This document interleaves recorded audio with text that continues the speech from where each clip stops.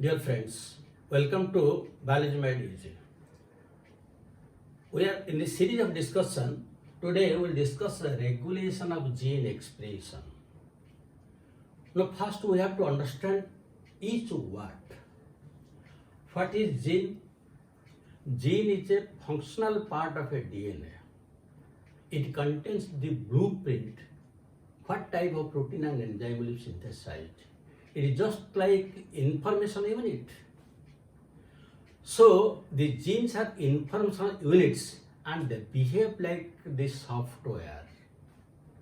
But again we know this software is useless without hardware. Similarly, the genes are useless, they are meaningless without their products. That means whenever we are thinking of a gene, immediately product comes to our mind. Suppose I will tell you insulin gene. What is coming to your mind? Insulin, the product, not the gene. If I will tell you hemoglobin gene, the hemoglobin present in blood is coming to your mind, not the gene. That means when we are thinking of the gene, the product is coming to our mind. Now, how this gene is expressed?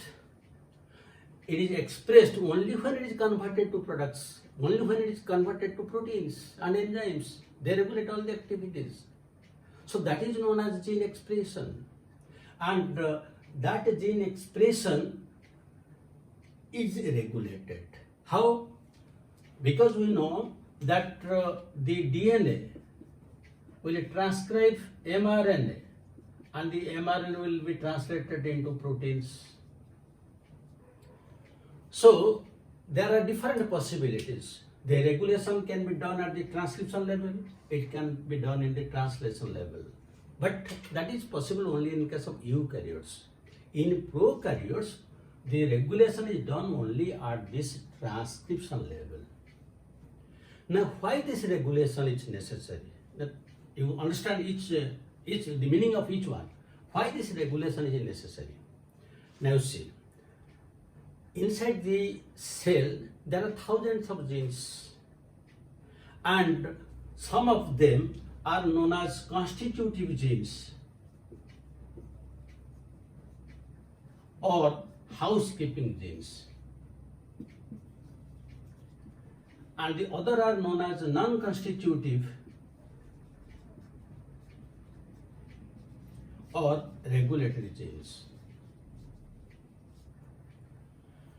There are some genes which are functioning 24/7 throughout day and night, starting from our birth till death.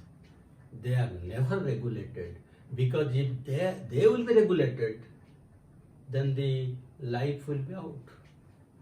For example, all the enzymes of glycolysis, Krebs cycle, electron transport system, synthesis of ATP, that means ATP is enzyme. When we are going to sleep, still the respiration is going on, ATP synthesis is going on. If the enzymes involved in the ATP synthesis, glycolysis, Krebs cycle, electron transport will stop, then life is finished. That means they are never regulated. They are known as constitutive housekeeping genes. To keep the house, to keep the cell perfect condition, they will function 24/7. But what about other genes? Other genes may or may not function. For example, suppose in a room there are 10 different electrical switches. Some are for electric bulbs, some are for tube lights, some are for fans, some for AC. Like these different switches are there. And just you off all the switches. Now you give one switch for tube light, so that will function. Others will not function. Then you give another for a fan, that will function. Then you give AC switch, that will function. Then you give one bulb, that will function. That means 4 switches you have on and those 4 are functioning. Other switches are there, but they are not functioning. Again, you off the switches. Suppose you switch off the fan. Now the fan is off, but AC, tube light and bulbs, they are functioning.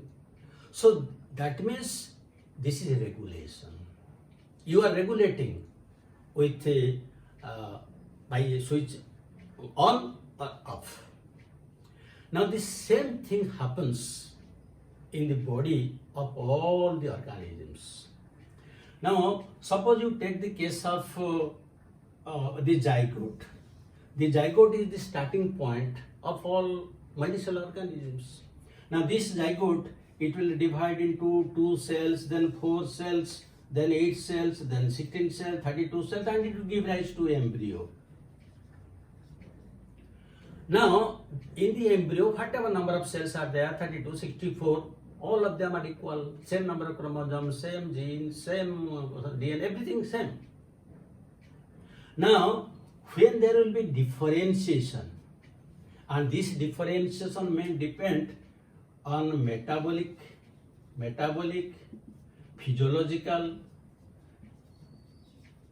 or environmental factors.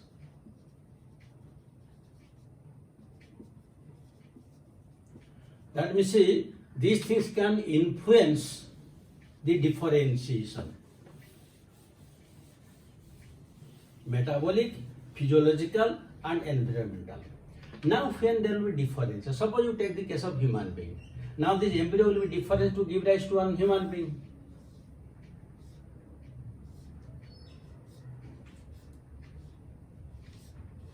One human being.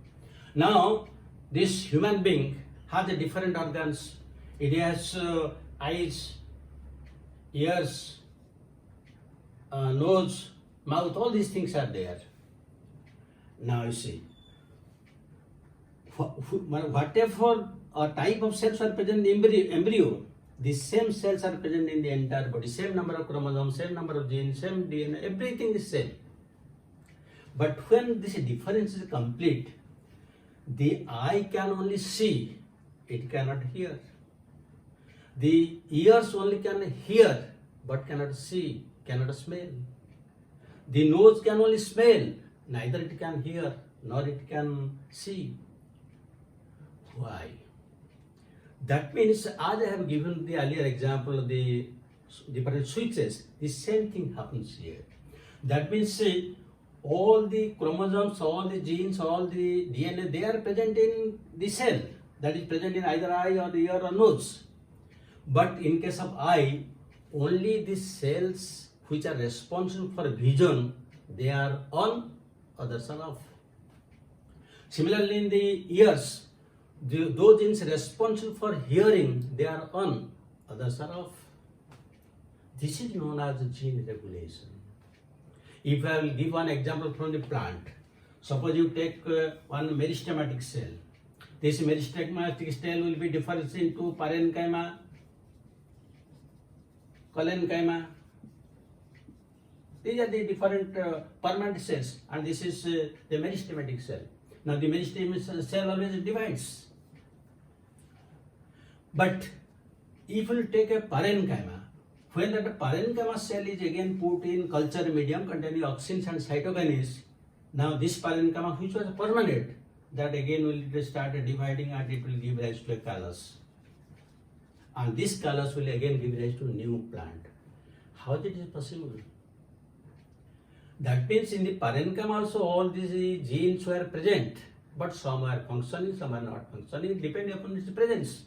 But now it is when it is cultured, now it can give rise to a new plant having the same cells, similar cells, same number of chromosomes, same genes, everything.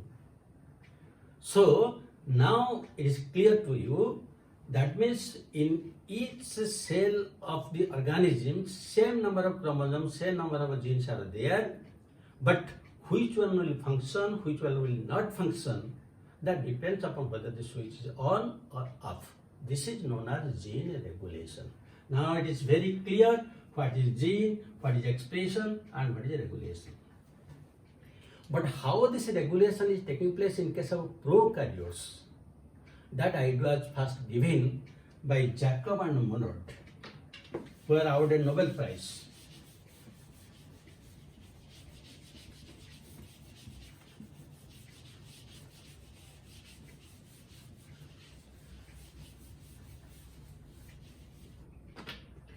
Now Jacob and Monod, they put forth one concept that is known as operon concept.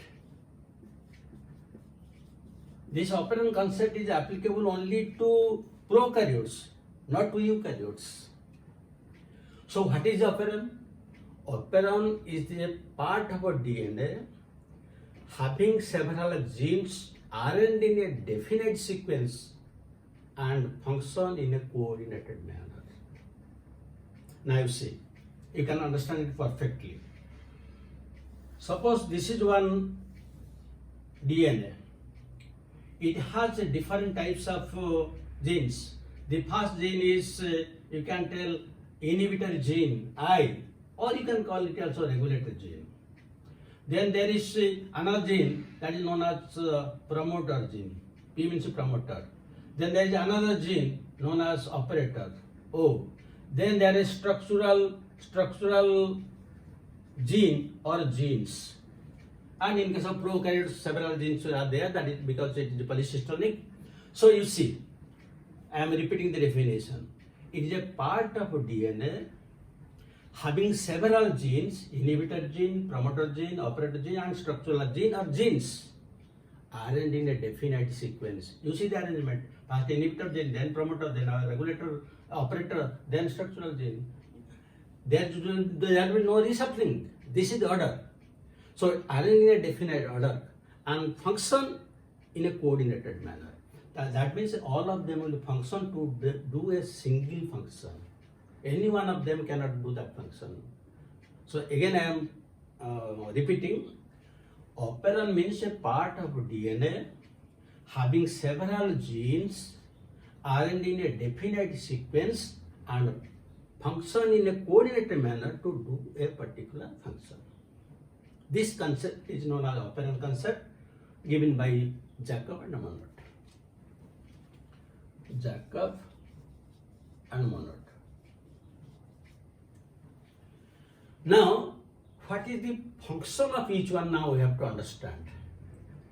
Now, this inhibitor gene or regulator gene, that is its main role is regulation, because we are discussing regulation. So, this will always produce one mRNA which will always produce one repressor. And when it will produce? Again 24/7. Always. Whether this operon is on or off, no matter. It will always produce this mRNA which will give rise to a repressor which may be active or it may be inactive. So this is the function of inhibitor gene or regulatory gene. Now you come to the promoter gene. Promoter is the gene to which the RNA polymerase is attached. The RNA polymerase is attached to this site because this regulation is carried out in a transcription and the transcription of the structural genes will take place. So it requires RNA polymerase. So RNA polymerase, as you know, that is always attached to the promoter site where the Tata box lies. So that is the function of this one. Then next comes the operator gene. The operator is the actual gene which is responsible for switch on or off. Switch on off depends upon this operator. When it will be on or when it will off, when the repressor is not attached to this, the RNA polymerase is free to be attached to this promoter site and transcription of the structural genes can take place. Means switch is on. Now if somehow this repressor gene will combine with this operator, somehow it will combine, that we will discuss, then the path of this RNA polymerase is blocked. Now RNA polymerase has no accessibility. It cannot enter into this promoter site. And without this attachment of RNA polymerase promoter site, the transcription of the structural gene cannot take place. Next, the structural gene. Structural gene, there may be a single gene or multiple of genes which will give rise to the different types of proteins. And in case of prokaryotes, usually it is polysystonic having different types of genes. This is known as operon concept. And accordingly, there are different types of operons like lac operon, then tryptophan operon, then ara operon is arabinose, histidine operation, OPERON, then valine, OPERON, different types of operons are there. Some are inducible, some are repressible. They may be positively controlled, they may be negatively controlled. But how all these things are taking place, that we'll discuss in part 2 of regulation of gene expression in prokaryotes.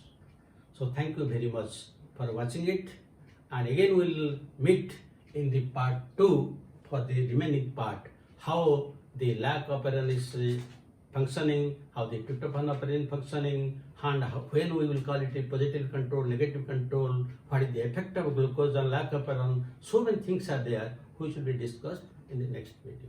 Thank you very much.